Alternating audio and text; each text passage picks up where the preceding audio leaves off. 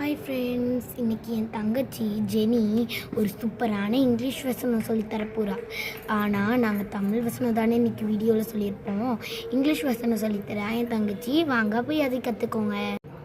Hi friends, எல்லாருக்கும் நான் இன்றைக்கி ஒரு இங்கிலீஷ் வசனம் சொல்லித்தரேன் வாங்க. தமிழில் மட்டும் வீடியோவில் நான் தினம் சொல்லித்தரேன்ல, ஆனால் இங்கிலீஷில் மட்டும் வசனம் சொல்லித்தந்தேன். அதை பார்க்க உங்களுக்கு நேரம் இருக்குது. ஆனால் தமிழ் வசனம் எங்களுக்கு வேணும் அப்படின்னு நினைக்கிறாங்க.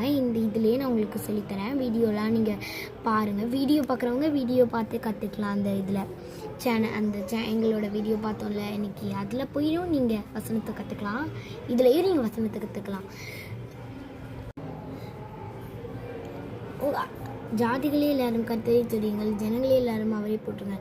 அவர் நம்மேல் வைத்த கிருபை பெரியது, கர்த்தர் நம்மை நேரிக்கொண்டு வந்தது. ஆமீன், அல்லேலூயா. ஓகே ஃப்ரெண்ட்ஸ், அதுக்கப்புறம் எங்களோட வீடியோ பிடிச்சிருந்தா like and subscribe bell icon click பண்ணி ரியானா சேனா பார்பி ஷோக்கு எல்லாமே சப்போர்ட் தாங்க. உங்கள் ஃப்ரெண்ட்ஸ் அண்ட் ஃபேமிலிக்கு இந்த வீடியோவை ஷேர் பண்ணி சப்ஸ்கிரைப் பண்ண சொல்லுங்கள் எங்கள் சேனலை. அது மட்டும் இல்லை, தினம் நீங்கள் உங்கள் அம்மா அப்பா பேச்சை கேட்டு அதுக்கப்புறம் ஏசப்பாவை தினம் நீங்கள் ஆராதிக்கணும். ஒரு நாளில் நம்ம கொஞ்சம் ஒரு மணி நேரம் 2 மணி நேரத்தையாவது அவருக்கு நம்ம செலுத்தணும். அதாவது எப்படி செலுத்துறது அப்படின்னு கேட்குறவங்க ஜெபம் பண்ணலாம், பாட்டு பாடலாம், வசனம் சொல்லி அவரை நம்ம சந்தோஷப்படுத்தலாம். அதுவும் மாதிரி நீங்கள் 3 நேரம் ஒரு நாளைக்கு ஜெபம் பண்ணுங்கள். நாங்களும் அப்படி தான் இருக்கோம். 3 நேரத்தில் பாட்டு பாடி ஜெபம் பண்ணி பைபிள் வாசிக்கிறோம். பாய் ஃப்ரெண்ட்ஸ், இதே மாதிரி பண்ணுங்கள். நாளைக்கு வரேன்.